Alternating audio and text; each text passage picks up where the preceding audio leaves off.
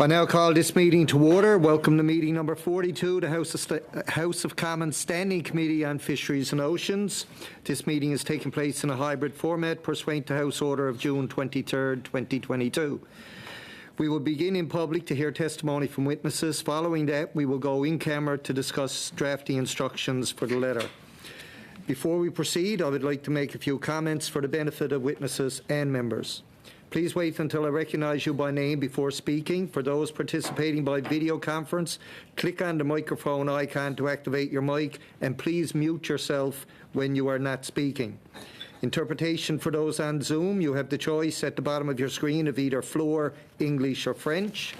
For those in the room, which there are no witnesses in the room, but and I know everybody that is in the room knows how to use the interpretation, please address all comments through the chair. Finally, a reminder that screenshots or taking photos of your screen is not permitted. So, Mr. Bragg, you can't take a picture and show it to your grandson. The proceedings will be made available via the House of Commons website. In accordance with the committee's routine motion concerning connection tests for witnesses, I am informing the committee that all witnesses have completed the required connection test in advance of the meeting. Pursuant to Standing Order 1082 and a motion adopted on October 4, 2022, the committee is commencing its study of the impacts of the climate crisis. I would like to welcome our first panel of witnesses. Representing the Government of New Brunswick, we have the Honourable Margaret Johnson, Minister, Department of Agriculture, Aquaculture and Fisheries. Representing the Government of Nova Scotia, we have the Honourable Steve Craig, Minister, Department of Fisheries and Aquaculture. Representing the Government of Prince Edward Island, we have the Honourable Jamie Fox, Minister, Department of Fisheries and Communities. And of course, from my home province of Newfoundland and Labrador, we are joined by the Honourable Derek Bragg, now a proud grandfather, Minister, Department of Fisheries, Forestry and Agriculture. Welcome to all four of you. Thank you for taking the time to appear today. We will have up to 5 minutes for each of you for your opening statements. I now invite Mr. Johnson to go first, please, for 5 minutes or less.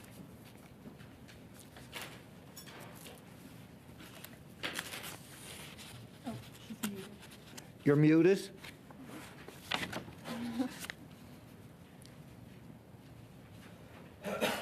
There you go. Thank you, Mr. Chair. That's the first time I've ever done that, as you can well imagine. Thank you for having the opportunity to speak here today. I'm thrilled to death to join my Atlantic counterparts and to speak to the House of Commons Standing Committee on Fisheries and Oceans. Climate change is already affecting New Brunswick. From our coastlines to our rivers, our agricultural land and our forests, climate change is impacting the health of our environment and the well-being of all New Brunswick. When it comes to climate change action, the province has achieved a lot over the last 5 years, but we've still got a lot to do. We need to build on our progress to date. New Brunswickers have told us that they want healthy and resilient communities, sustainable natural environments, and clean growth in a low-carbon economy. Our province has had the resources and expertise needed to make this happen. New Brunswickers must continue working together to address the urgent challenges posed by climate change and to successfully act upon the opportunities presented by decarbonization, while at the same time supporting the managed transition for our existing sectors. Our New Brunswick Climate Change Action Plan that was released last month builds upon our progress and lays out the steps to ensure our province has what it needs to thrive in a resilient, low-carbon economy. We're going to continue to act on opportunities to achieve our greenhouse gas reduction target for 2030, which will put us on the path to being net zero by 2050. We will also continue to take action to address the impacts of climate change and build resiliency in our communities, businesses, infrastructure, and natural resources. During the past few years, New Brunswick has seen more and more severe weather events. Fiona and Dorian were both major storms that had a direct impact on fisheries and aquaculture sectors. This includes major damage to wharves, fishing and aquaculture gear, and on our fishing season. The fisheries sector remains an integral component of our provincial economies, which are the lifeblood of many rural, coastal, rural and coastal communities. In 2021, the total export value for snow crab alone and lobster in Canada was approximately $1.4 billion and $3.2 billion, respectively. So you can see it has a huge impact. In this sector, fish harvesters and processors have opportunities to reduce greenhouse gas emissions and production costs through new technologies, energy efficiency measures, fuel switching, and the adoption of beneficial management practices. These practices often achieve considerable co-benefits such as improved biodiversity, ultimately supporting reduction in greenhouse gases and their emissions, and preparing for climate change.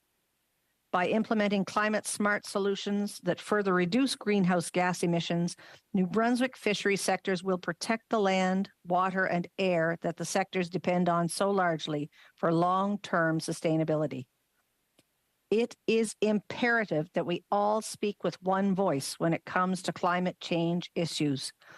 Collectively, with our neighboring provinces and the federal government, we can collaborate on actions and approaches which will mitigate impacts from future storm events. A working group has been struck between the 4 Atlantic provinces and their federal partners to discuss the impacts from Hurricane Fiona, collaborating on approaches and problem solving, and discussing a joint approach to future weather disasters. We appreciate the openness of everyone to share their thoughts and the wisdom that we can grow back stronger than ever before. Within aquaculture, warming waters and infrastructure impacts in shellfish are concerns that we are closely monitoring and looking to mitigate or prepare for in the future. Our finfish aquaculture sectors, through advancements in containment standards and fortifying structures, led to no concerns from Hurricane Fiona, and we're going to build on those successes as we continue to plan for the future. I want to thank you for the opportunity for letting me share the New Brunswick perspective on climate crisis and the impact on fisheries and ocean sector. Merci. Thank you. That's the first politician ever went under time. We'll now go to Minister Craig, please, for 5 minutes or less. Oh, thank you, Mr. Chair. I will be under time because Minister Johnson just took up half what I was going to say. My name is Steve Craig, and I thank you for the opportunity to be here with you today. I am the Minister of Fisheries and Aquaculture in Nova Scotia, and thank you for having us. It is a pleasure to join you here today to discuss some of the impacts of the climate crisis that it is having on Nova Scotia and on our seafood sector. In Nova Scotia, seafood is a multi-billion-dollar industry, one that employs more than 12,000 people, many in rural communities. The seafood sector is by its nature a coastal business, and that makes it even more vulnerable to the impacts of climate change, which is exactly what we saw with Hurricane Fiona. The impact of the storm. Well, it has taken months to truly understand the impact of the storm on our fisheries and aquaculture infrastructure, on operations, and on our coastlines. Fishing vessels stored on land were blown over. There was severe flooding in seafood processing and lobster holding facilities in this province. And while most operators had generators, no one was prepared for the 2 to 3 week power outages. Operators ran out of fuel and couldn't get more, which put inventory of cold storage at risk. On the aquaculture side, there was damage too, especially on our shellfish farms in northern Nova Scotia. Gear and product in the water was damaged or lost entirely, and the gear operators pulled ashore before the storm, in many cases ended up washed to sea because of the storm surge, unprecedented in events before. Many of our processing plants are inches away from the shoreline. Our wharves, 2/3 of which are government-owned, small craft harbors, are also susceptible to storm surge. Small craft harbors are already filled beyond capacity, and we need more. As we speak today, 6 of them are not operational at all, and another 14 are operating at less than half of what they are supposed to be. We are, though, thankful DFO and ACOA came to the table quickly with offers of support and commitment to repair the small craft harbors that are so crucial to our seafood sector and coastal communities. The seafood sector is an incredibly complex seafood supply chain that we rely heavily on interprovincial trade to get our high-quality seafood to customers around the world. The transportation corridor between Nova Scotia and New Brunswick, well, that's a great example. We need commitment from the federal government to help protect the Chignecto Isthmus that connects us to our New Brunswick neighbors and the rest of Canada and the world. It is our 401 here in Atlantic Canada. The response plan, well, the other thing that became apparent in the aftermath of this storm is the need for flexibility and resources to respond to events like this, to be there with support for our fish harvesters, processors, aquaculture industries, and coastal communities when they need us the most. We know that climate change is also going to impact the wild species found in Nova Scotia's waters and the way our aquaculture industry cultivates product close to our shores.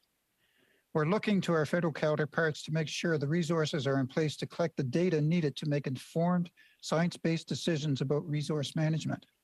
We're also looking to our federal partners when it comes to innovation in the seafood sector. We need to transition away from fossil fuels, and programs like the Atlantic Fisheries Fund and the Clean Technology Adoption Program are going to continue to be really important in moving this industry along.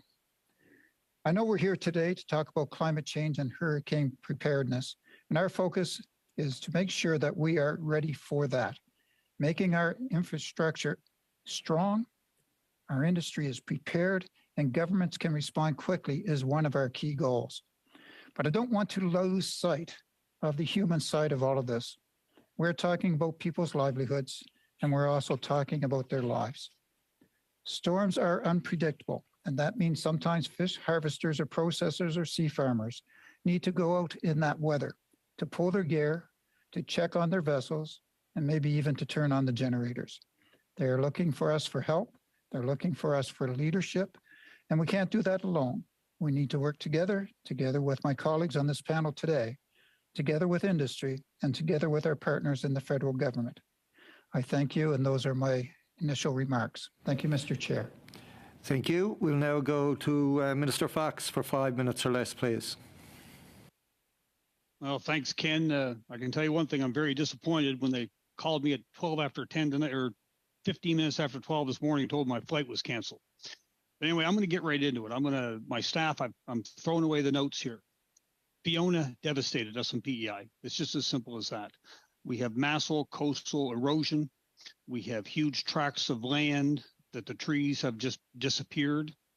With our increasing winds, as winter comes, some of these trees that weren't blown over are continuing to blow over. We've had to immobilize shore cleanup crews. I'm thinking right now of Hebrides, where actual buildings and houses and cottages were taken right across salt marshes into coastal areas. We've got wharfs that have been just devastated. The federal government, you did announce a $300 million over 2 years. My estimate alone to our harbors and wharf is $150 million just to get these infrastructure back up to a usable condition for next year. And I don't think that's going to happen. I think what's going to happen is we're going to have to work with DFO, which we have a great relationship regionally, to have some harbors and some vessels relocated to neighboring ports so that our fishing season will continue. Fiona caused our shellfish harvesting areas to be closed through CFIA regulations and how we work with them for a safe product being delivered to the economy. We lost holding of lobster. We lost holding of oysters and mussels. We have spat on the seed side that have been devastated. We're probably looking at least a 2 to 3 year recovery on that. With that alone, our losses probably uninsurable are somewhere in the area of $75 million, give or take, plus or minus. So that was a huge impact. Right now, we've contracted barges to come in, and they're off our coast working to get gear out of the water, mussel gear, mussel socks, ropes. I will have to say that this is ghost gear in some retrospects, but yet We're having a hard time convincing some people that this is actually ghost gear. Not only talking about climate change, but I think we also have to talk about whale mediation. I can't take the chance of having fishing gear floating off our coast and having a whale or some kind of mammal get tangled up into it. And the minister and I have been Joyce and I, we've talked about this, and she's very supportive of what I'm saying. But this type of action is going to happen more and more. And we must make sure we have the resources in place to adapt and to help our industries when this type of stuff comes. If I talk about gaps, we've got program gaps that have been rolled out. We did announce, the federal government, which we appreciate, announced $300 million in recovery or help assistance across the Atlantic region. However, that is not going to cover what we're actually going to need across Atlantic Canada. And right now I'm talking as the chair of Newfoundland, Labrador, Nova Scotia, New Brunswick, and also Quebec. Aquaculture and fisheries to our region is one of the most important industries there is. Aquaculture and fisheries is the primary resource besides potatoes and our crop and agriculture to our province. And we must make sure that we have the supports in place for that. Presently, with some of the programs that are available, PEI is left out because it does not cover companies that have over $200 million or over 20 employees. And that's a great concern to us. We are surveying right now. We're finding right now that, as I said, we have over around $75 million that's uninsurable losses across our total province when it comes to aquaculture and fisheries. And I must put this in comparison to a farm. In the aquaculture industry or the fishing industry, we plant that stuff or we grow them species to a market. It's no different than corn in a field or potatoes in New Brunswick or bees. You just can't take these products out of the water and put them on a shelf and hold them till a storm goes by the exact same way as corn in a field. You can't cover corn up. You have to deal with what happens when a storm hits. So we must look at the federal government in conjunction with the provincial governments must look at aquaculture and fisheries in the same way that they look at agriculture. In agriculture, we have programs available that help with crop loss. In the fisheries, we don't. Now, I've had this conversation with Minister Murray, and Joyce and I have agreed that this is something we need to look at. So our department right now is taking the ag recovery program and seeing if we can adapt it to the aquaculture and the fishery, which will be circulated to the Atlantic ministers, including Quebec, and then we will be presenting that to the federal government. Climate change is real. And I think it was a year and a half ago or 2 years ago, we come up with a plan, Atlantic Canada plan. It was $750 million over 5 years. And that was specifically to help our infrastructure, whether it be harbors and wharf, to make sure it supports a blue economy. Now, I support totally a blue economy. And I've been saying this, if you do not have the infrastructure available that supports a blue economy, and also is prepared to deal with climate change and surges, we're not going to have a blue economy.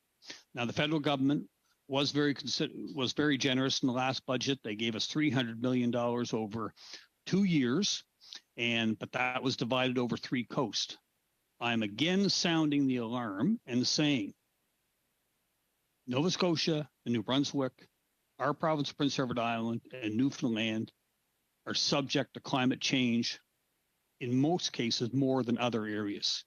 And we saw that. Thank you, Minister Fox. I got to cut you off. It's gone way over. I want to give Minister Bragg a chance to get a few words in. I'm sure he's biting at the bit. When you're ready, Minister Bragg, 5 minutes or less, please. Thank you very much, Chair. And I may get a little off script as well, similar to Minister Fox. And the past 3 Atlantic Premier or ministers I've explained where they've been, and we are in the same place. So my notes are comparable to their notes, but I can make it pretty real. We lost something you can't get back. We lost a life in the last recent event we had on the southwest coast of our province. And previous to that, we had another storm some years ago in Igor, in which we lost another life. Material tanks, no doubt, we can find a way to get them back. There's programs, there's insurances, there's help from the communities. But I live, as you would know, Mr. Chair, I live right on the Atlantic Ocean. I'm on the northeast coast of Newfoundland. And in the last 58 years, I can tell you, I've seen the changes that are happening on the ocean. I've seen more severe storms, warmer temperatures. I can remember seasons when ice flows would go well south off the island of Newfoundland and beyond that, out to our rigs, onto the Grand Banks. And now we don't see ice anymore. We don't see arbors and tickles freezing over anymore. All good indications of warmer water temperatures. I've seen fishing stages that were built over 100 years ago wash out into the ocean because of the extreme high tides. And not only from this event, from previous events. But on the southeast coast this time, we were devastated. We were devastated. We have 100 people or 100 families right now we've had to remove from their own residence and take them out. They are in the dangers. Some homes, as everybody would have saw, washed out into the ocean. And recovery from that and the cleanup from that is ongoing as we speak. We've had some great help. Armed forces were in for a while on the southwest coast. We've had companies come in cleaning up, as Minister Fox would say about the ghost gear, because we lost fishing gear. The infrastructure that's built along our shorelines was built, many of it, decades ago. Some of the new infrastructure withstood really well, but what was built over the years did not withstand the forces of nature this time around. So we need to look at a new way, a new approach. We can't really build wharves any higher or any further. We can't build them inland, obviously. We live on the ocean, we make our living from the ocean. Most Newfoundland coastal communities are dependent on the ocean. And they're dependent, and many of lives have been given up to the ocean. But rarely is it a life that's on the land that's swept into the ocean from a storm. And in this time, that made it real. People were there, people were watching. I can go on probably for an hour on this, Mr. Chair, as you know, because you know it's very personal to you. This is your own province as well. So climate change is real. We need to work with our municipal councils, our local service districts, small crafts and harbors. We need to find a way to build better infrastructure. If we got to exist near the ocean, which we have to exist for many more decades to come, we need to find a way that is more resilient and more, I guess, ready. And for the municipalities, we have to look at a way of moving some houses back from the ocean. This was quite evident on the southwest coast. I mean, everybody saw the pictures. I mean, I saw vehicles being washed away on videos. That's amazing when you're tens of feet from the ocean and the sea has never reached here before. So I look forward to these proceedings. I am delighted to be a part of this today. I have multiple notes in front of me, so I look forward to the session going forward. Thank you very much, Mr. Chair, for the opportunity to speak. Thanks, Derek, and you win the prize for leaving the most time on the clock, so I appreciate that. It helps make up for ones we didn't. We'll now go to our first round of questions for 6 minutes or less. Mr. Small, please. Thank you, Mr. Chair, and thank you to the witnesses for coming today. I'm going to be splitting my time with Mr. Perkins. Okay. To Mr. Craig, would you be able to give some kind of a report card on the response to Dorian and how successful the rebuilding effort has been? Just as a look back on the track record and see what we're dealing with here as we work on rebuilding from this storm.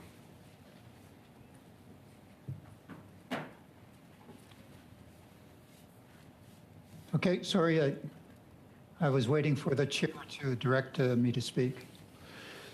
Well, thank you, Mr. Small. You mentioned Dorian. Did you mean Dorian or did you mean Fiona?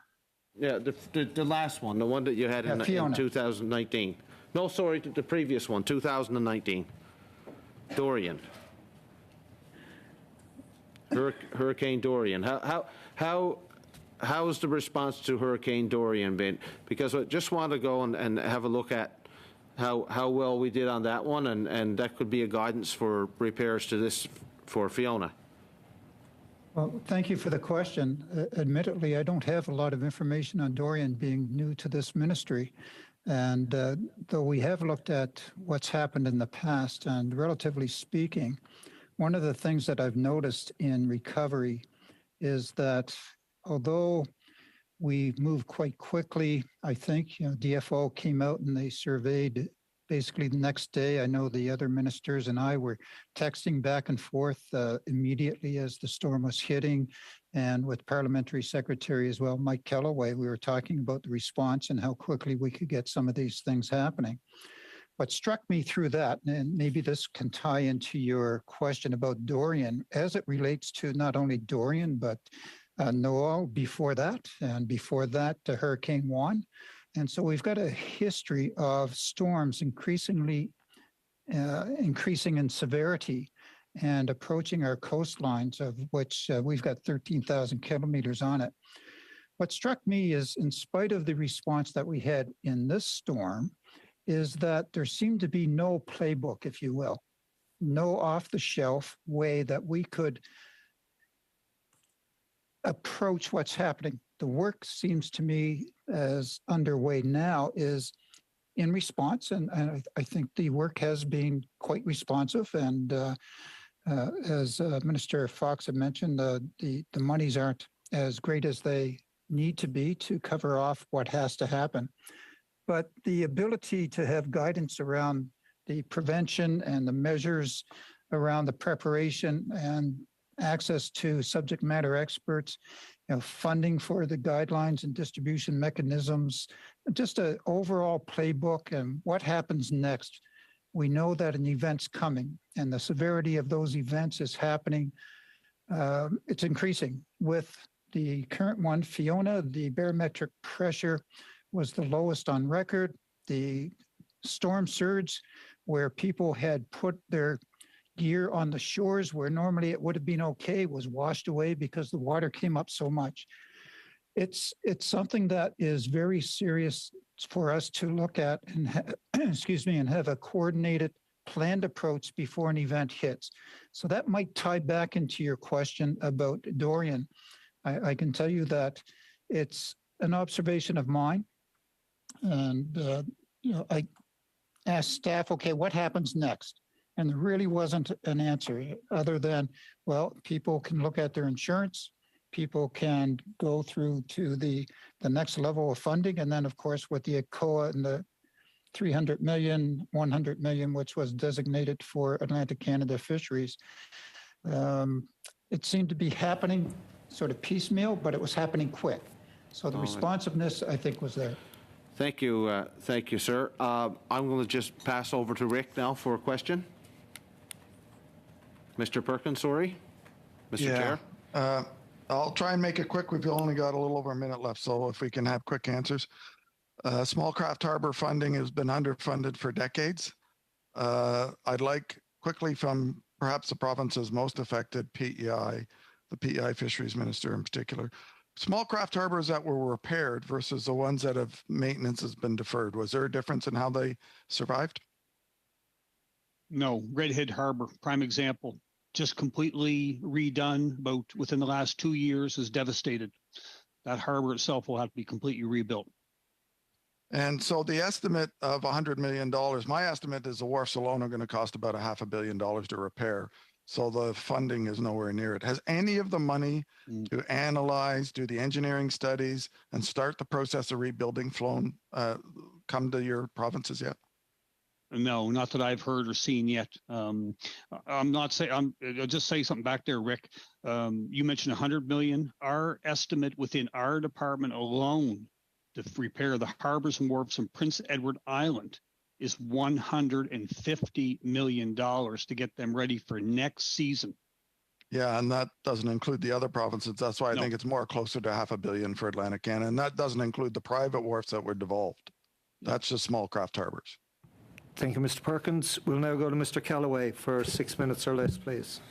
Thanks, Chair. And ministers, thanks for coming today. And Minister Bragg, congratulations on being a granddad. That's great news.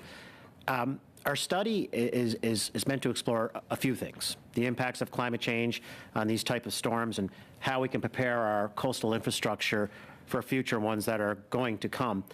The devastation of Fiona was real, and you've all spoke eloquently on the impacts to people, infrastructure, and communities. And I'm not a meteorologist, but I do read articles and reports indicating that the size of Fiona, was a result of temperatures in the water being warm. And in the past, hurricanes would come from the Gulf, hit the Atlantic Ocean. The Atlantic Ocean would be cool enough to remove some of the impact and the energy from the devastation. And thank you again for sharing your observations, firsthand knowledge of the impact on Atlantic communities represent.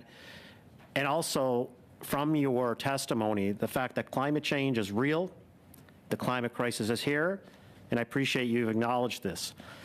My question is to Minister Craig.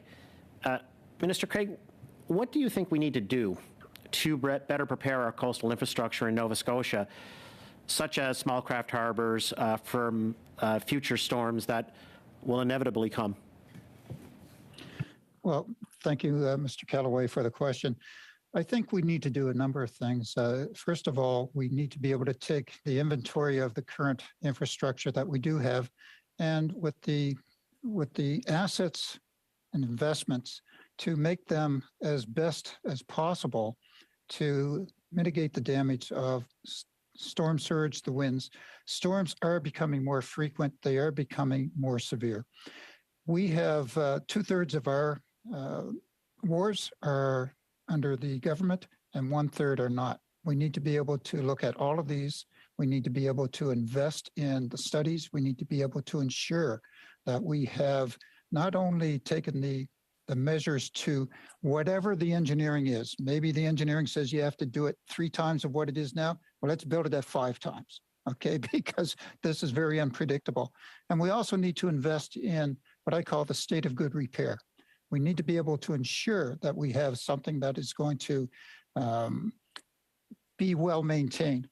So we need to prepare for our coastal infrastructure, use the science to make evidence-based decisions, determine where we are vulnerable, invest to adapt the impacts of the climate change, and learn and apply from what we are seeing. One of the fishermen I talked with and the fish plant owners with Fiona said, you know what? He says, we're learning every time a storm hits us. We're taking some measures, but we don't know what's going to happen next. And we do need government help. And I would suggest to you, sir, that we do need some investment here. And I know that my colleagues and I are prepared to work hand in glove with the federal government to ensure this happens, to protect. Thank you. Mr. Chair, how much time do I have? 2:30. 2:30. I want to stay with you, Minister Craig, and I also want to take this moment to thank you for your leadership on the ground. You visited numerous coastal communities, numerous small craft harbors, and in particular, I think of your visit and my visit to Osborne Burke's processing plant in Victoria County. Would you say, when we talk about small craft harbors, and of course we focus on those because they're the economic engines of our coastal communities, they're the heartbeat, they're the equivalent, I keep saying to folks that I know in central Canada, that they may have their car manufacturing plants that are the heartbeat, their natural resources out in Alberta. Well, the small craft harbors are the lifeblood. It's who we are, but it's also the economic engine. When you think of an operation like Osborne Burke's, which was a processing plant that was completely devastated by the waves and the high tide and the winds, would the same solutions that you put forward with respect to small craft harbors, would they apply in terms of processing plants as well? Certainly. The most processing plants in our province, and I suspect the other ministers' provinces, are very close to where the wharves are, and they are very close to the high water mark.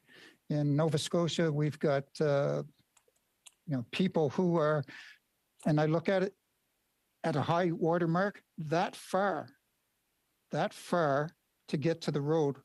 And with a storm surge, it's like this, and then it automatically flows into processing plants that are located quite often very close to where those wharves are.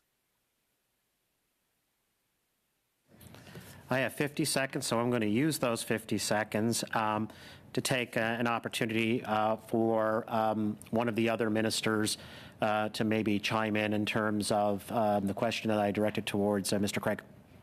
Short questions, short answers, sorry. I found something. I want to grab on that there, Mike. I had a good conversation with Minister Murray in Cove Head back about 3 weeks ago, and we were talking, and we both agreed that our infrastructure right now, it needs to be 3 feet taller. It's as simple as that. Any wharf going forward that we have to repair or refurbish, it needs to be 3 feet harbor, 3 feet higher. It's as simple as that. Thank you. We'll now go to Madame Debienne for 6 minutes or less, please. Thank you very much, Chair. To begin with, I would like to thank our witnesses who are here. Good heavens, how generous of them all to take some of your very precious time, very precious at this time. Much appreciated having you with us. In Quebec, we too are concerned. Fiona, of course, hit the Île de la Madeleine, the Magdalen Islands, and we are very sensitized to what you're living, given that we see some of the same levels of disaster. We are concerned. We are worried for the small craft harbors. Those on Île de la Madeleine, Cap aux Meules, for example, which is, showing that it's needed emergency repair right now. I'm going to ask Ms. Johnson what proportion of your overall investments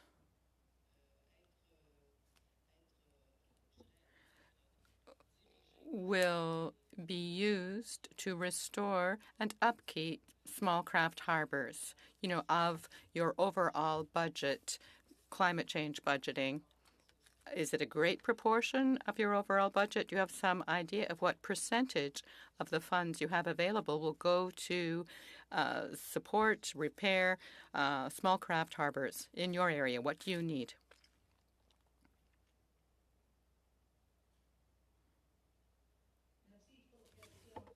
I'm hesitating percentage because the impact that New Brunswick received as a result of Fiona was disproportionate when you compare it to what the other three Atlantic provinces did receive. However, the impact of small harbors was large, and we are looking for help from DFO in looking at doing some repairs, but I don't have an actual percentage of that right now at my fingertips, but I can get it. I want to tell you that I can't say how proud I am of the fishermen that we do have that rose to the occasion of making sure that they got their gear out of the harbor before the storm hit. But if you talk to them, they talk about the impact of wind and wind direction and the fact that we were so fortunate to have the winds acting in our favor. We had less impact here, so I don't have a percentage at my fingertips. I'm very sorry. Thank you for that answer. I'm wondering, regarding climate change, about the Minister of the Environment announcing that there will be more drilling for hydrocarbon products, for oil, petrol, off your provinces and rigs. Is this something that you're concerned about? I mean, we're all worried about a warming climate. I would just like a response from each of you, if I may, beginning with Ms. Johnson, perhaps, but I would like to hear what all of you have to say about this. Because I still have my mic open. So we're working in conjunction with our environmental ministers and our department. We are also looking at floodplains. We've got floodplain examinations in place. We're looking at our inland waterways as well as our coastal waterways to look at flood zones and examining, putting where we're going to be allowing infrastructure to be put in place. And so we're relying on those activities to help us out with making decisions as to what buildings and infrastructures are put in flood zones and making sure that we're protecting that. But the small craft harbors, we're dependent upon DFO to help us out with that because we don't have a percentage or a dollar amount for what that's going to impact to our fishers. Next.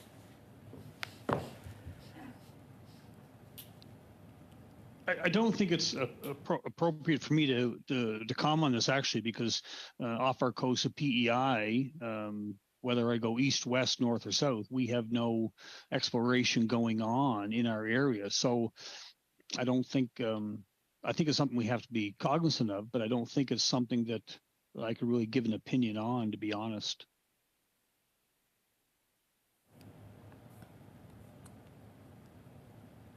Hi, I'll go next. Derek Bragg, Newfoundland Labrador. So we have extensive exploration ongoing, and we have offshore drilling happening as we speak, and oil being pumped out. We are very much concerned. Our environment minister is. I just got back from a convention in Egypt to talk about our environment. So, but one of the things in our province that we've done a thing for on-land flooding called flood risk mapping. So we've mapped out various portions of our province, and we put communities on alert, and we have monitoring systems that would be in place for any risk of any floods to give people a chance to get out of their homes as an evacuation plan, I guess. So we've done a great job of flood risk mapping in our province. Well, I guess that leaves me. So province of Nova Scotia is looking less and less and less to fossil fuels. And certainly our emphasis is being on green hydrogen, windmill, solar power, both in the way we look at offshore wind as well. So we're exploring less and less and less. So our emphasis on fossil fuels is a focus of ours to be decreasing. And other than that, I can't talk about details not being in my portfolio, but I can tell you as cabinet minister that we are in fact looking at moving away from fossil fuels as quickly as feasible. Thank you, Madam Debian. I'm sorry, Mr. Bragg, the time is up. Oh, sorry. We'll move on now to Ms. Barron for 6 minutes or less, please. Thank you, Chair, and welcome to the ministers who are here today, and thank you for taking the time to come and talk with us about this important topic.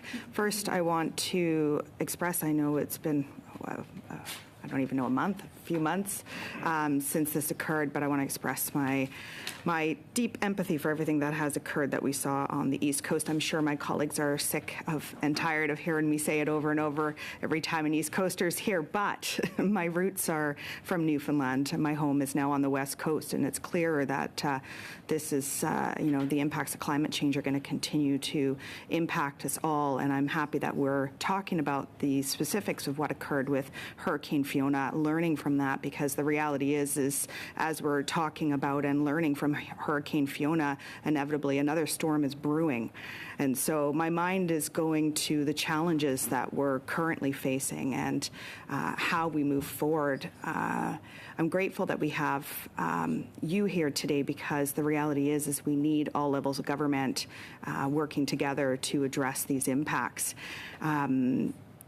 I'm a bit of a visual person, and so I'm looking at all this from the lens of the prevention, the response, and then, of course, the cleanup. And my first line of questioning, I want it to focus predominantly on the prevention side of it. I know, Minister Craig, you spoke a little bit in relation to my colleague, MP Kellaway's question, but I wanted to put there perhaps to Minister Johnson first. In your position, and of course I'm on the federal side right now, what has been your experience as far as what you perceive to be any gaps in support from the federal level, any gaps in communication, any gaps of a climate plan? What are sort of the top three things that you can think of that we can be working on at the federal level to better work alongside you to begin addressing future climatic events such as Hurricane Fiona? Okay, thank you for the question. Well, we're very hopeful that the Federal Department of Fisheries and Oceans is going to be supportive of the eastern fisheries. As Minister Craig indicated, science is our biggest request, that we have science to help us looking at things like the impact of climate change on our current cold water species and the sustainability of those going forward. They're assessing the damage to future stocks. You know, a lot of times we look at the damage that happens right away and not think about the fact that we've got young stock that's going to be impacted, and we won't actually see the direct impact of those for a couple of years when those species grow. We would like to do some more science assessing water temperature changes and the effect on species distribution, retention, future pest presences.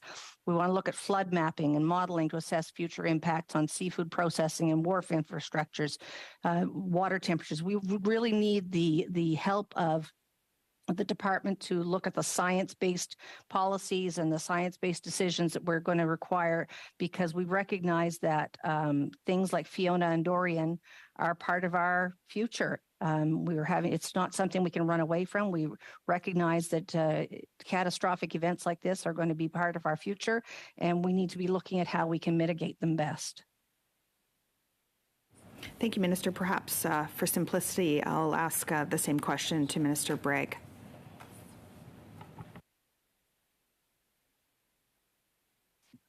Thank you. And I think Margaret would have covered most of it, but science is very important when it comes to what's happening in our climate change, for sure.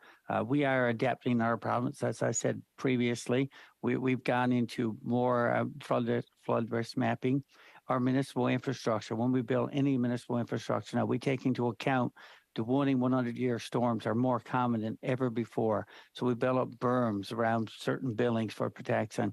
We install bigger culverts. Our engineers are always thinking, we got to go bigger. We got to go bigger. As almost Minister Fox said, when you look at infrastructures of wharfs need to be 3 feet higher. Well, we look at our culverts need to be at least 30% larger. We need to make sure, and then we do a lot of work in anticipation. So thankfully, we have good people that would monitor the weather systems, and we have some pre-knowledge that there's a storm heading our way, but we never know exactly the exact effect of it. Fiona was the latest example of that. I mean, people Port it. You would have heard interviews the day before. They said, "We're used to wind. We've seen wind 130, 140 kilometers before. It's no big deal." No one knew what the ocean was going to throw at them this time. It frightened people. People have fear to go back to live where they once were. And we are moving people out of these areas because of the risk in the future.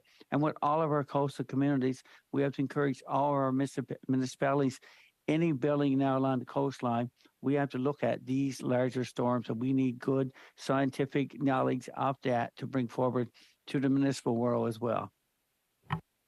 Thank you, Minister. Oh, am I done? No? Oh, I'm going to talk quick. The last, I wanted to put it to Minister Fox, of course, but in relation to that, also looking at, perhaps you could speak to when we are rebuilding, looking at green technology, green infrastructure, so that we're not continuing to, to reproduce the same problems that are creating the symptoms that we're responding to. It's just a cyclical problem. I'm sure you'll have to provide that in writing, but I'll see if the chair will allow you to speak a couple of words and take it from there. Thank you.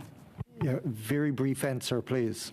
Yeah, thank you. PEI is really taking climate change seriously when it comes to different programs coming in now for solar, renewable energy, that kind of stuff. So basically now we have a secretariat in our department, every department does, that actually look at everything within a climate change lens and for renewable energy concepts or new ideas or techniques. Thank you, Ms. Barron. We'll now go to Mr. Arnold for 5 minutes or less, please. Thank you, Mr. Chair, and I'll be chairing my 5 minutes with is it 5 or 6 minutes with Mr. Bragdon.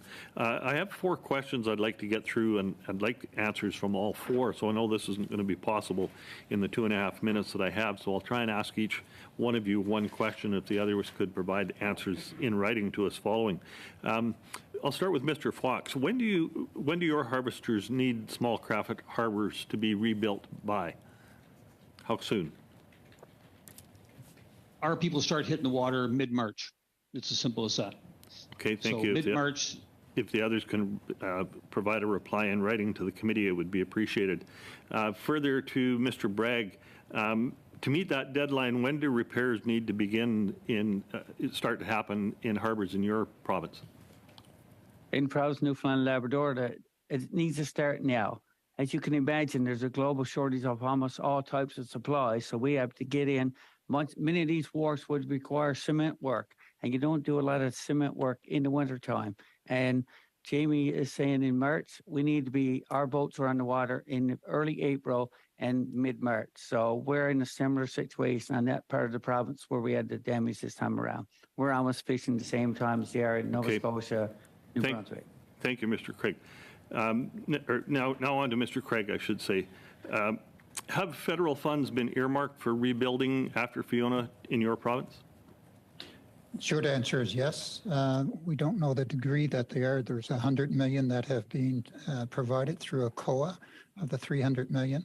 And I'd just like to say that the boats in my most productive area of the province are going to be fishing in less than 2 weeks.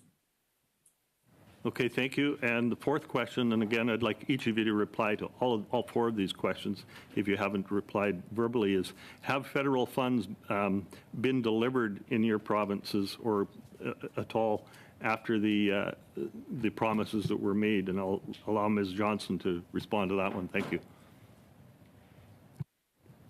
Well, in actual fact, I think I should defer that to one of my colleagues because, as I say, the disaster finance assistance that we've had with the province has helped most of ours, but I think let's talk to people who've needed it more help. Okay, I believe my half of the 5 minutes is up. So, Mr. Bragdon. Thank you, Mel, and thank you, Mr. Chair. In the wake of a storm and in the aftermath of a storm, there's an old expression that seems most appropriate right now. So many are those who curse the wind, but what real leaders do is adjust the sails. And we have a lot of cursing of the wind. We hate what's happened. We don't like the storms, but I think there's two ways of doing this. We can either adjust and we can adapt and we can mitigate, or we can just choose to continue to curse the wind, increase taxes, and hope for something to get better. I think the best approach is strategic investment. That's what I'm hearing from you witnesses here, is strategic investment in key areas of infrastructure to get our coastal communities up to speed and bring the wharves and infrastructure where they need to be so that they're ready for future storms that are inevitable and are going to be coming, no matter how much we want to curse the wind. So Minister Fox, I know you put a lot of work around some infrastructure planning for the future and what it's going to require. Can you speak to that briefly here in my remaining time? Thank you, Richard. Basically, what we need is A and B programs under DFO to be revisited, reevaluated for the future. We need an immediate infrastructure amount put into Atlantic Canada to prepare our wharves for climate change and to make sure they support a blue economy. And as I said, I think this is at least a $750 million request that DFO needs to look at, and with the Treasury Board, to ensure that Atlantic Canada is supported as climate change occurs and continues. I just want to touch on one thing right quickly, Richard, is science. Science is key to this. We need to look at our fleet of vessels that are within DFO and ensure them vessels are on the water doing the required science to find out how fish stocks are affected, how fish stocks are moving, and especially as as temperature rises, what is going to be happening when it comes to mammals coming into our areas and around our coastal areas. Okay, great. Mr. Chair, how much time? Do I have any? 20 seconds. Oh, well, thanks to all the witnesses. You've given us valuable input. And I think, obviously, what's becoming clear is that we need a practical, yes, science-based approach towards adaptation and mitigation and a whole lot less talking to the wind. Thank you. Thank you, Mr. Bragdon. That was dead on time. Good for you. We'll now go to Mr. Cormier for 5 minutes or less, please. Merci à tous les ministres. Thank you to all the ministers for being with us today at this committee meeting. It's great fun to see you. It's always just lovely to see you. Ms. Johnson, I too am from a fishing community and I spent my life on wharfs, and I know how important small craft harbors are to our communities. But I would just like to look at a few figures. I know that you all work with figures, and I think it would be very important in this discussion to keep an eye on what's been done. 2006 to 2015, the prior Conservative government, $486 million over 9 years that were put into small craft harbor upkeep. Over 9 years then, under the Liberal, 2016 to 2022, 874 million, and some over 6 years. So, look, we aren't here to argue about who has done more or who has done less. I think we all want more funding for small craft harbor for each of our regions. Ms. Johnson, you're from New Brunswick, but I'll put you a few questions to you for sure. Do you have in New Brunswick?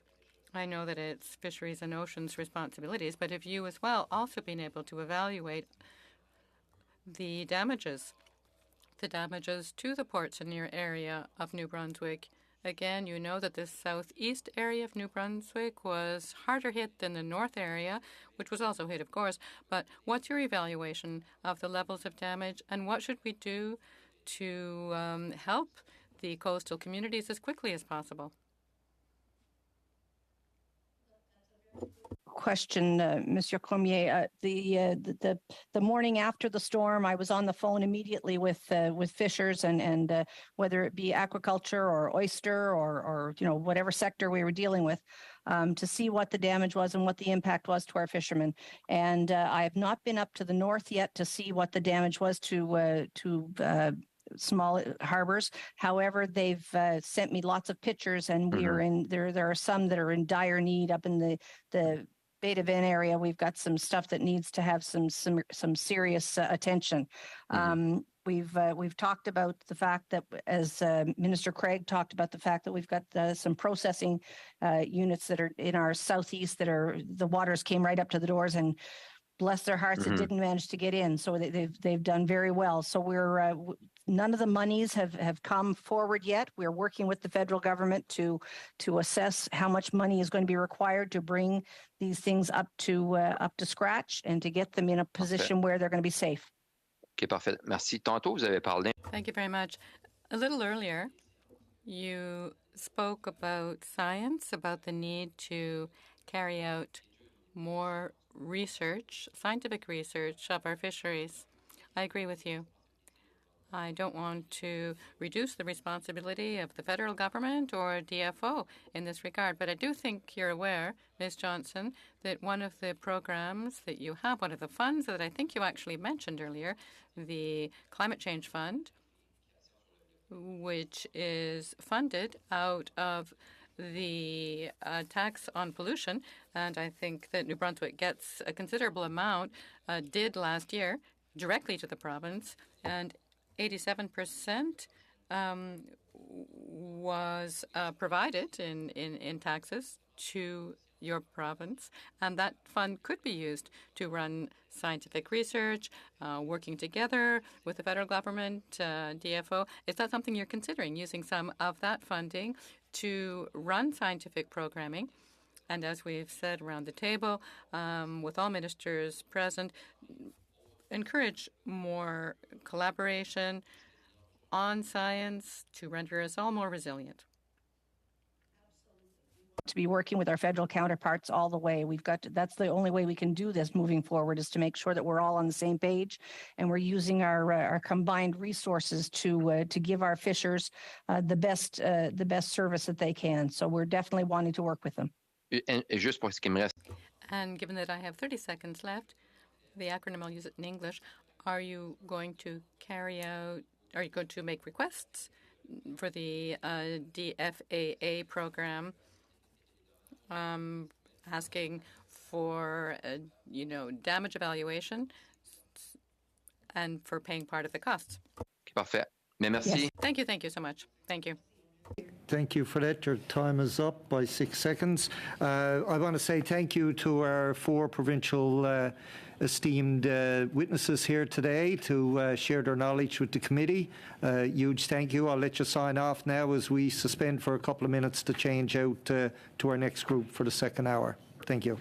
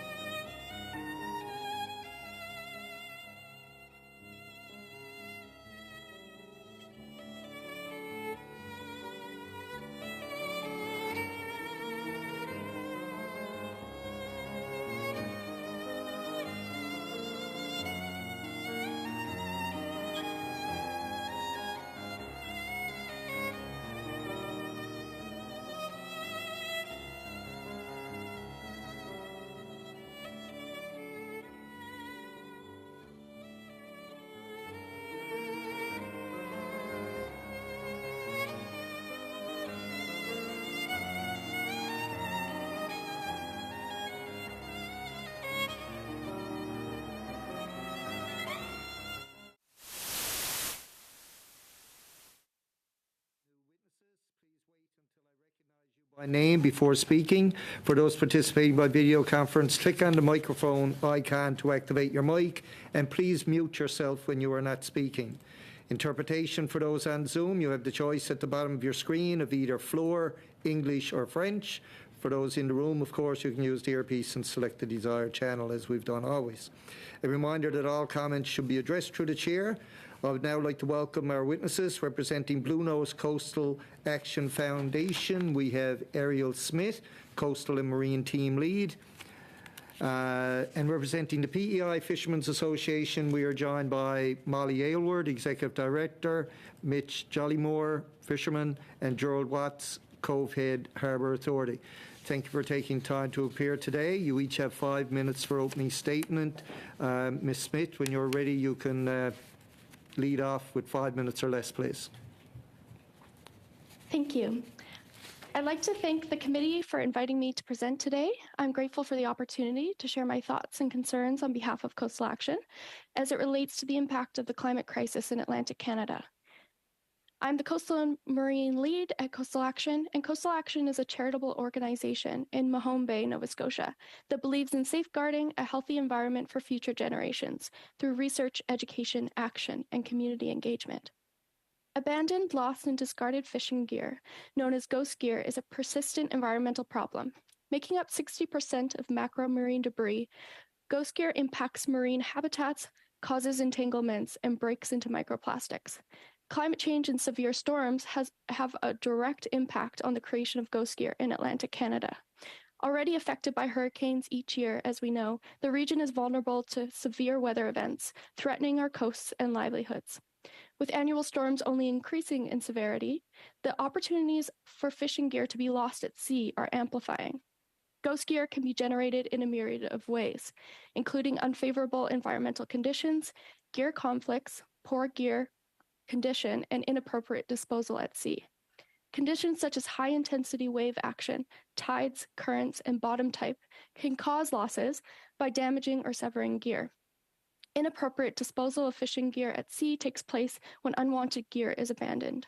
This may be due to the burden of hauling gear to shore when there's a lack of accessible drop-offs and gear returns on land.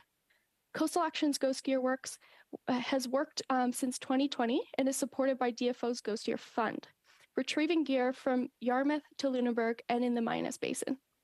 During our 2022 season, our team retrieved over 17 tons of debris from the ocean and close to 5 tons of gear from shorelines. 8 commercial fishers conducted 70 days of retrieval from mid-September to early November. Our field techs collected high-quality data on bycatch and gear types and weight, and fishers provide us with invaluable knowledge on retrieval areas and connect us with other captains in their communities. Gear that cannot be returned to owners is repurposed, recycled, or disposed of responsibly. In addition, we are piloting the recycling of 4 tons of end-of-life fishing rope into synthetic diesel fuel. Our team has developed communication content and published articles to describe findings to industry, government, and the public. Prevention and stewardship are woven into this work. Each year, more captains are joining the project as knowledge of the issue spreads. As a result, where once the fishing community felt hesitant, they are now actively part of the solution. Climate-related events will further impact ghost gear abundance over time, which means that continued effort in Atlantic Canada is needed. For example, we're currently working in Cape Breton under DFO's Hurricane Fiona relief to conduct ghost gear cleanups at shorelines hardest hit by the storm. Recycling ghost gear is in its infancy, specifically for end-of-life rope. In 2020, we set up 9 rope collection bins at wharves across Nova Scotia, and in a matter of weeks, they were overflowing. This points to strong support for a rope collection system where fishers can drop off rope rather than haul it to the landfill or have it end up at sea. Coastal communities have expressed a keen interest in a project that would collect and recycle gear, but there's little support long-term. To close the ghost gear loop in Canada, more support is needed for new recycling initiatives. Opportunities are present outside of Canada. However, supporting efforts within the country will build capacity, strengthen community efforts, and reduce carbon emissions. Ghost gear will continue to put a strain on waste management if efforts are not made to develop a circular system. Community groups and environmental nonprofits like Coastal Action have been dedicated to the issue of ghost gear, and efforts are becoming more effective. But there is more work to be done. The climate crisis will continue to impact our coasts if action is not sustained. As stakeholders focus on retrieval and recycling efforts, we must also see the connection between ghost gear and the protection of shorelines through nature-based infrastructure. Such infrastructure that works with our coastal environments rather than working against them is vitally important. There are many opportunities to build resilience across sectors and implement solutions, but we must act fast to protect our vulnerable coasts. Thank you. Thank you. We'll now go to a representative from the PEI Fishermen's Association. I'm not sure who's giving the statement, but whoever is, you got 5 minutes or less. Thank you. Good afternoon, Mr. Chair and members of the committee. Thank you for the invitation to speak here today. I have appearing with me Mr. Mitch Jollymore. He's a fisherman entrepreneur, as well as Mr. Gerald Watts, a representative from the Cove Head Harbour Authority. The PEI Fishermen's Association was created in the 1950s to approach the federal government with one united voice. The PEIFA has evolved alongside DFO to create a well-established working relationship we still maintain today. The PEIFA represents approximately 1,275 core fishers. Our goal here today is to focus on the impacts of Fiona on fish harvesters and on fisheries infrastructure as it relates specifically to Prince Edward Island. The province of PEI was heavily impacted by Fiona. The province had widespread power outages with more than 85% of the province without power immediately following the storm. Some households and businesses were without power for almost 3 weeks. We would like to commend the frontline responders and military for their hard work in the aftermath cleanup and the restoration of power to the province. Fish harvesters in PEI were significantly impacted by the storm. Several fisheries were still active, including the fall lobster fishery in LFA 25, tuna, halibut, rock crab, and fall herring. The fall lobster fishery had untended gear in the water, which was directly exposed to the full impact of the storm. In the lead up to the storm, captains worked to prevent and minimize damage to their fleet. Although every effort was made, the storm was, as we know, was unprecedented. In LFA 25, lobster harvesters experienced significant impact to onshore facilities, gear, and revenue. For example, harvesters experienced lost and or damaged gear. What was found showed significant signs of weathering. Extra time and expense was required to locate and repair missing gear. Catches were impacted as lobsters do not trap well after such a storm, and in many cases they were fishing with fewer traps. For those who depended on employment insurance, a reduction in revenue and or fishing time may impact qualifications. Overall, annual revenue for fish harvesters was impacted. This would create a hardship, especially for new entrants to the fishery. New entrants typically carry a higher debt load, making it more difficult to meet financial commitments. It's unknown at this time what the impact is on the lobster habitat. However, the PEIFA, through the Climate Action Fund, has commissioned 2 studies that looks at the impacts of climate change on lobster and sediment transport. 2 issues that have been raised by fish harvesters and have been underscored by this unprecedented storm. Specifically, the projects are a climate change risk assessment to lobster. This study is being conducted in each of the PEI LFAs. The work includes interviews and workshops with fishers, scientists, and climate scientists to understand the pathway in which lobsters may be affected by climate change and how climate change may improve or degrade lobster survivability in PEI. The results have shown that while climate change may in fact improve lobster survivability in the near term, certain aspects of climate change, such as extreme weather events or heat, are likely to negatively impact lobster in the future. The final report is not out yet, but is expected in the coming month. The second one is a climate change study on impacts to sediment transport near small craft harbors in PEI. This was commissioned because of concerns over dredging requirements at small craft harbors. The study will include some sediment transport modeling at 2 small craft harbors, Skinner's Pond and North Lake.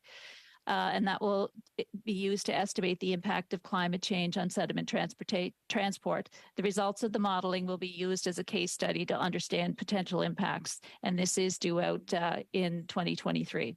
In the aftermath of the storm, there were requirements for lost fishing gear to be recovered and brought to shore through LFA 25. This challenge was met by members of the Prince County Fishermen's Association and the PEIFA.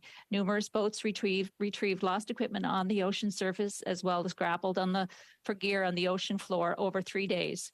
A total of 35 volunteers worked hand in hand with DFO and CNP, resulting in an orderly and impactful equipment recovery.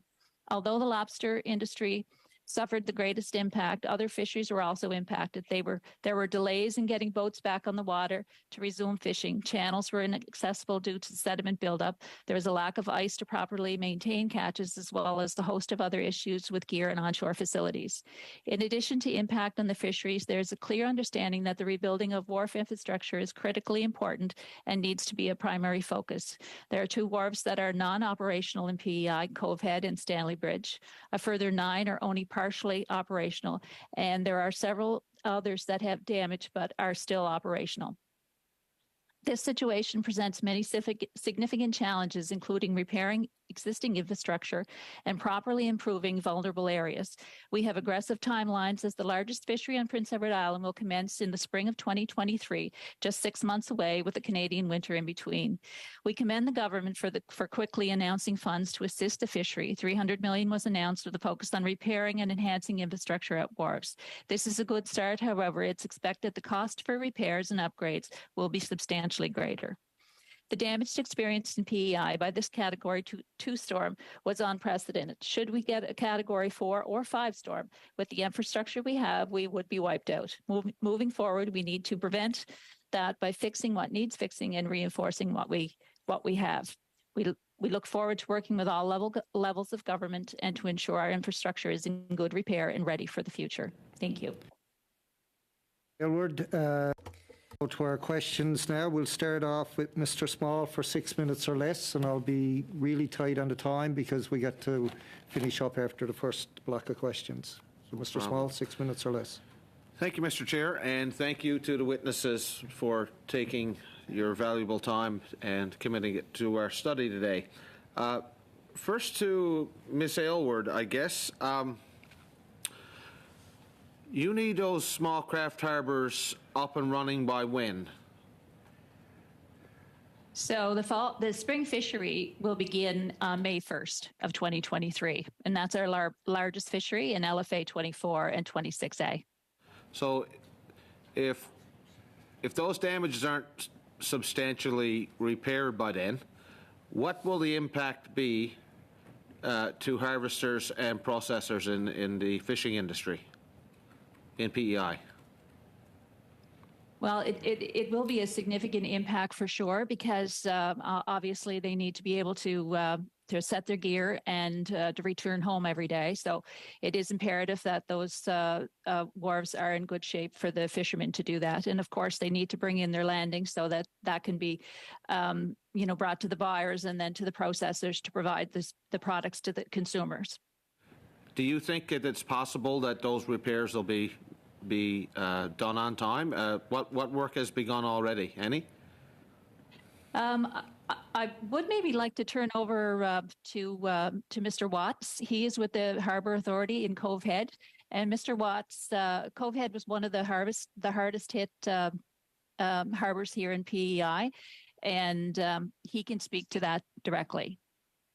So just one moment, I'm going to turn off my microphone, and he's going to speak. Okay. All right. Can you hear me? Yes. Oh, you can hear me? Yes. Yeah, I represent the Harbour Authority of Cove Head. Yes, and we were the hardest hit wharf on Prince Edward Island, next to Morel. We sort of took the hurricane right on the nose, so to speak. So at our harbour, we've the wharf is basically destroyed. You know, there's like 16 boats there and 4 mussel operations, and there's only about room for about 4 boats to operate right now if you were to start the lobster season. So there's really no place to safely put your traps. Mr. Watts, could you lower your camera a bit? The interpretation people need to see your... Yeah, there you go. Perfect. Yeah, my nice smile. Okay.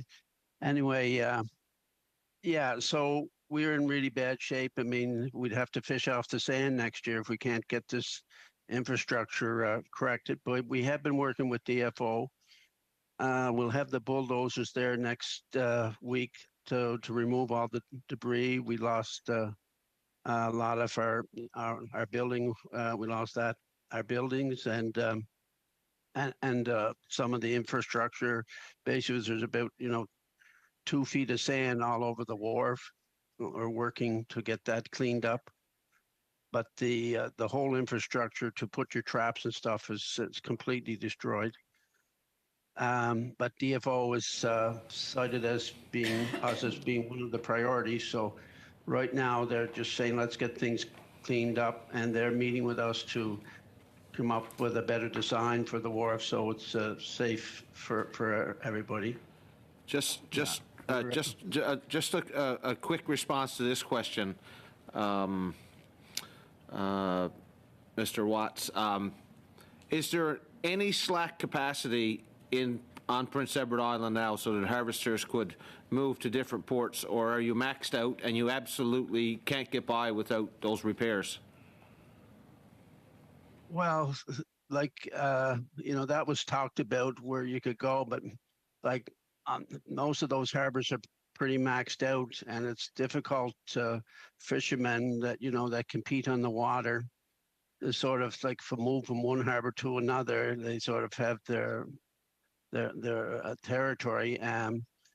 But there was some talk, okay, well, maybe we can fix up another wharf interimly to get us by. But the fishermen we met this week, and they're pretty insistent, like, we're going to try and work with DFO as best we can on an interim basis to get enough safety equipment in place to ensure, whether it's plywood or something, to all right, put the traps on to get them launched.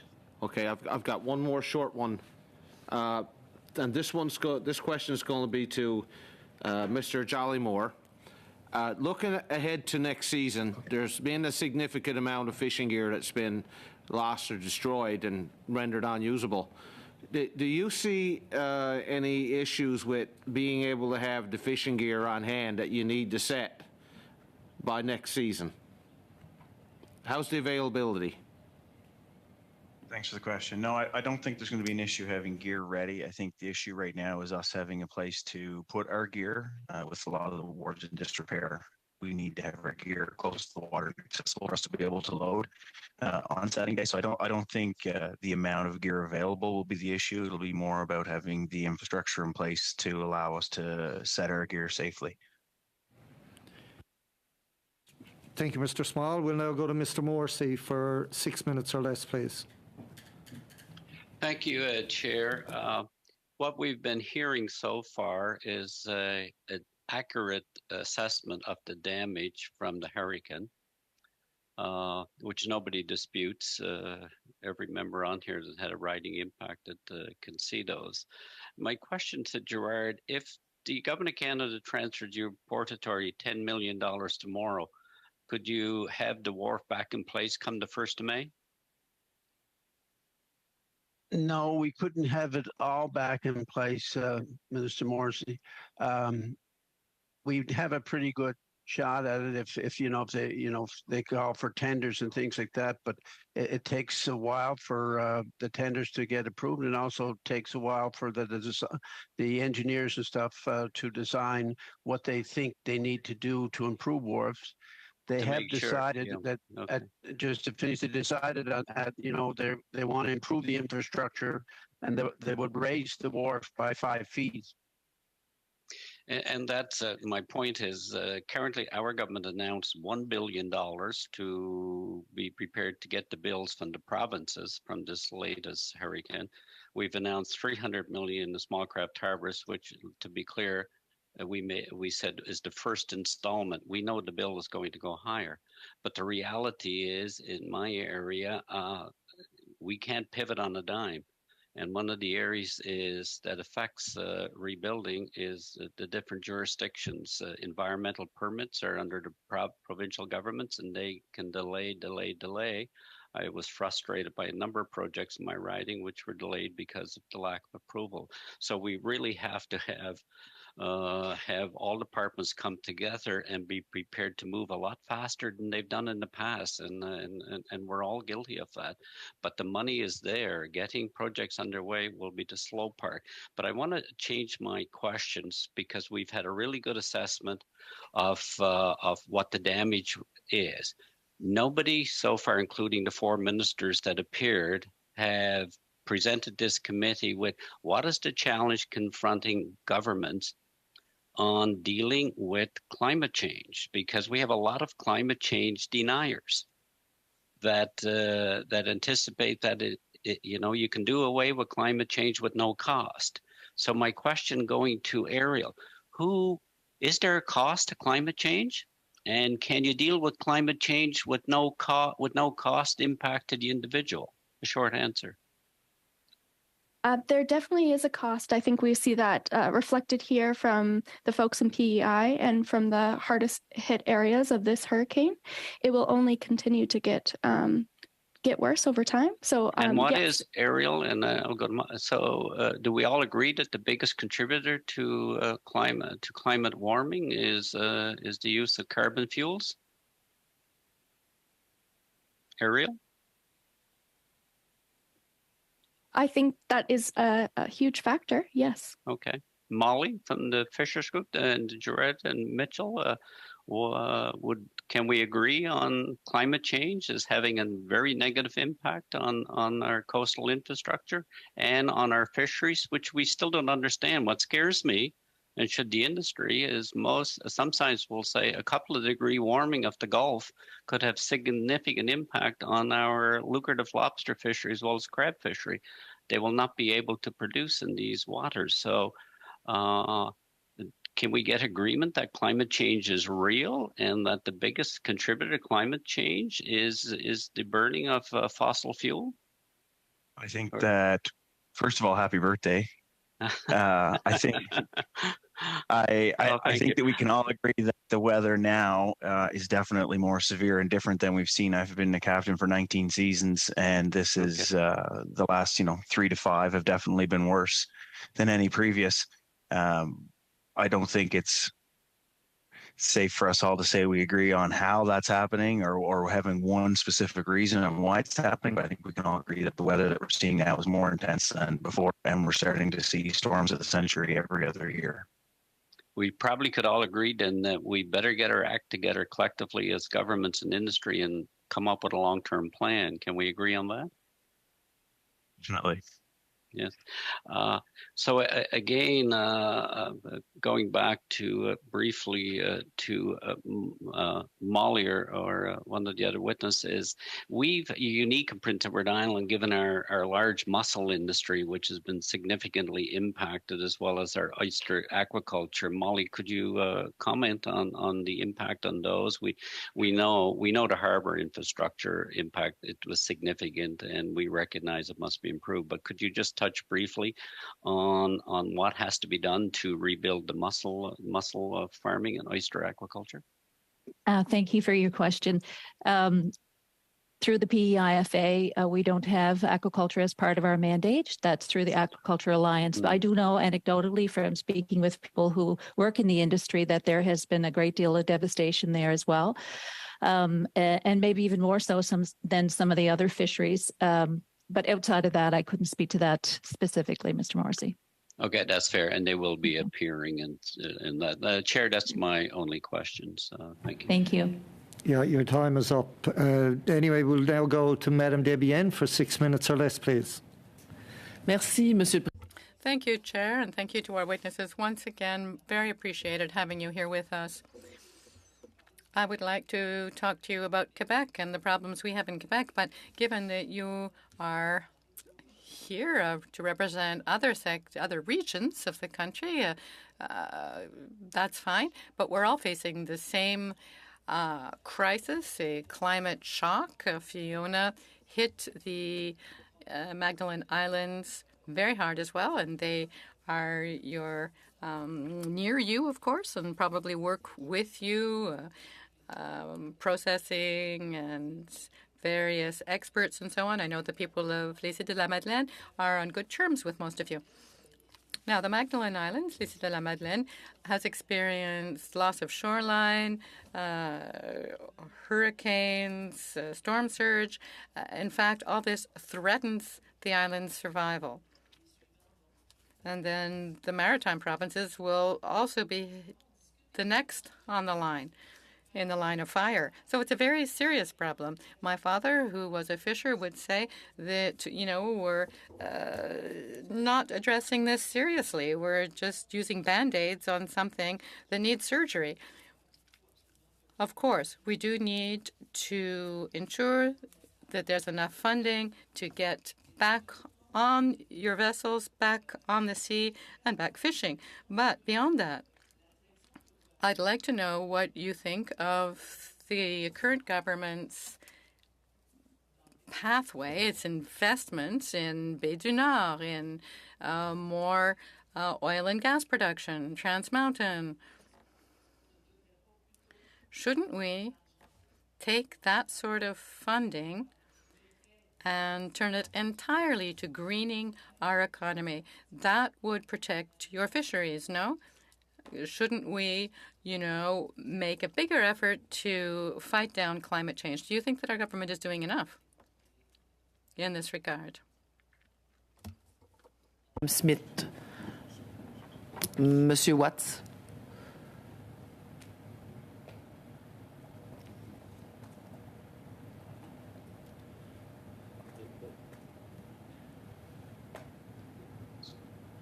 Do I think the government's doing enough to fight fossil fuels? Well, I don't know what to define enough. It's a difficult task. So I think we're working somewhat towards that. But I think, to quote Mr. Morrissey, I think we all need to be working together on this, all parties, because it's certainly here. And I think if we don't do something, we're going to be in worse shape. So we just need to get it together and everybody get behind the plow and get it done.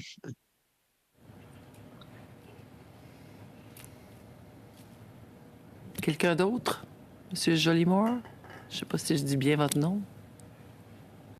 Mr. Jolimore?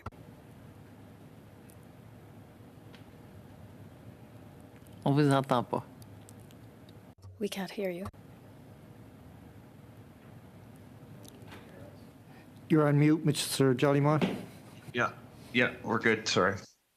In terms of fighting fossil fuels, I mean, we're here to discuss the effects of Fiona, which were wide and great. I don't know if we've got enough minutes in the day to discuss a plan for that and whether the plan we're on right now is right or not. I think that's something that we're going to have to judge in a long time from now, or hopefully in a long time from now. But if you'd like to speak on Fiona and what it's done to the wharf and our business community and our fishing community, I'd be happy to answer that. Mais justement, l'effet Fiona. The Fiona effect, as you call it. There will be other storms.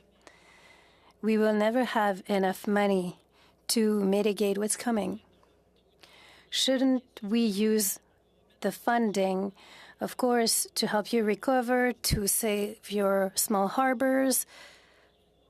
But urgently, we need to have a plan so that Fiona doesn't become stronger next year and in 2 years, because eventually we'll just not have enough money to mitigate all of the effects. So that's a concern for me, and I wanted to know what you think about that. And of course, we are here to discuss your infrastructure, but I think that both topics should go together in this study because they are directly linked. Madame Smith, vous avez l'air... Ms. Smith? It looks like you have something to say about that.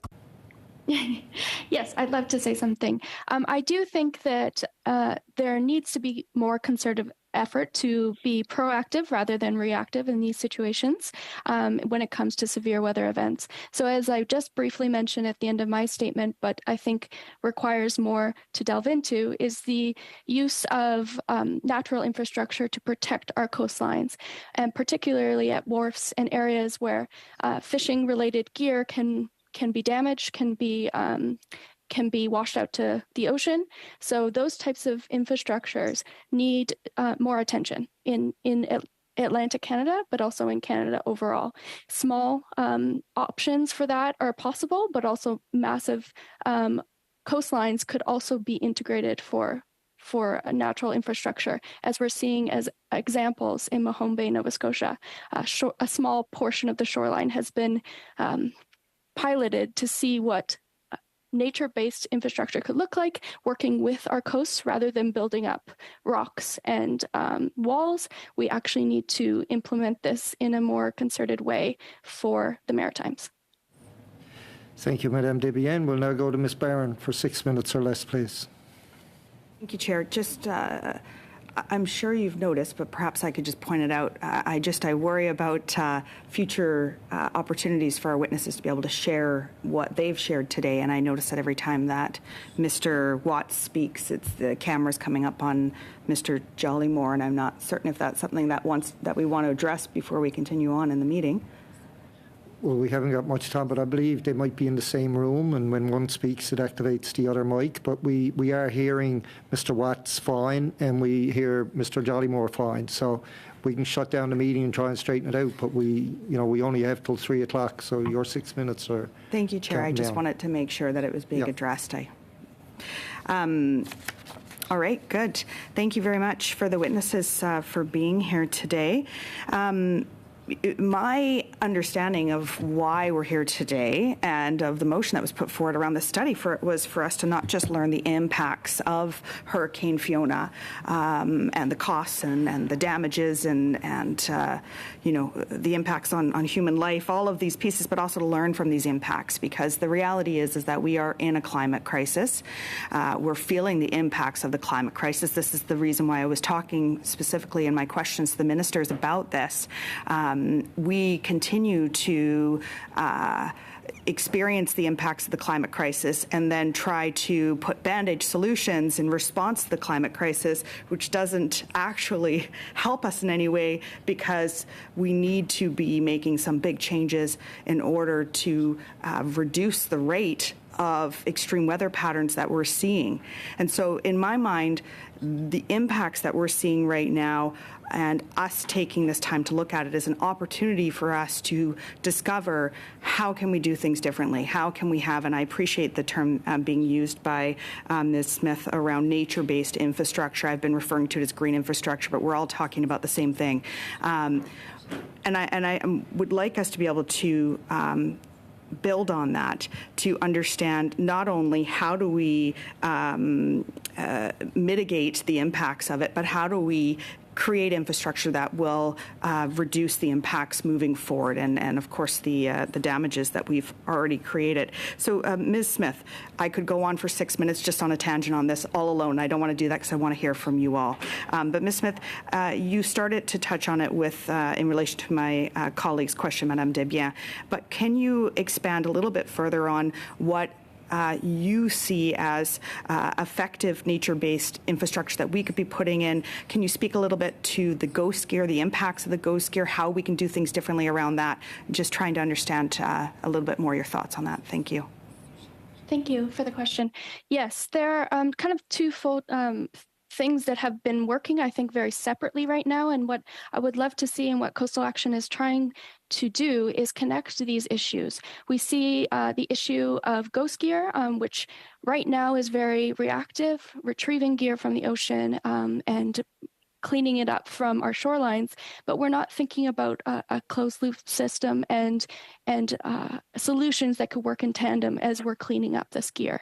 So what you mentioned about nature-based infrastructure, that's one way that we can help protect our coasts and help our wharves from losing gear. A lot of the gear is there close to the coastline, and it can be lost in huge severe weather events. So what we want to see is the protection of our coasts, and green infrastructure works in a way that works with the existing coastline and the existing environment so that it kind of absorbs that rather than bounces it back and causes more issues. So we're working with nature to help us through these issues. The issue of ghost gear in Atlantic Canada still needs more support. It's in its infancies in terms of knowing what is out there, knowing the hot spots, and our hope is that more funding from DFO long-term, year after year, not just small yearly or short-term contracts can be made, but long-term sustainable solutions so that ourselves can work with the fishing industry, can work with captains to help prevent this, but also help work on the recycling end of things and work on the solutions that are not just reactive. Thank you, Ms. Smith. I'm also thinking about the reduction of plastics as well as, of course, interconnected with ghost gear and all this. Thank you for those thoughts on that. Perhaps I can ask the same question to Ms. Aylward. I believe that's correct. Sorry, it's the end of the day Friday. Ms. Aylward, I'm curious your thoughts on nature-based infrastructure, and also what communications have you been receiving from the government, from DFO through this process on perhaps any consultations on the rebuilding process and what that might look like, and has rebuilding with a more nature-based approach been a consideration in the funding allocation to rebuild? We have been working and in consultation with the government. We've been working with both level of governments here in PEI. With the federal government, we've met with the minister a couple of times since the Fiona, and we also work closely with our provincial government. We had a very significant ghost gear cleanup after the storm. So I had mentioned that in my opening statement. The fishermen that fish in Prince County, they were fishing actively at the time of the storm. And when the season was over, they spent 3 full days out. 35 different volunteers spent 3 full days out grappling at the bottom of the ocean as well as at the surface, and brought in quite a substantial amount of gear. Some of that was lost because of the storm, obviously. Some of it had been ghost gear that was ghost fishing, and that's something that we want to avoid at all costs. So we have been working with both level of governments, yes. Thank you, Ms. Aylward. Oh, my question is gone. Thank you very much. Yeah, the X is coming down. The hammer is coming. I want to close up our round of questioning for the witnesses this afternoon. I, of course, want to thank Ms. Smith, Ms. Aylward, Mr. Watts, Mr. Jollymore for appearing and giving freely of their time today to share their knowledge with us. We'll suspend for a moment while we switched in camera for some instructions to our analysts. Thank you, everyone.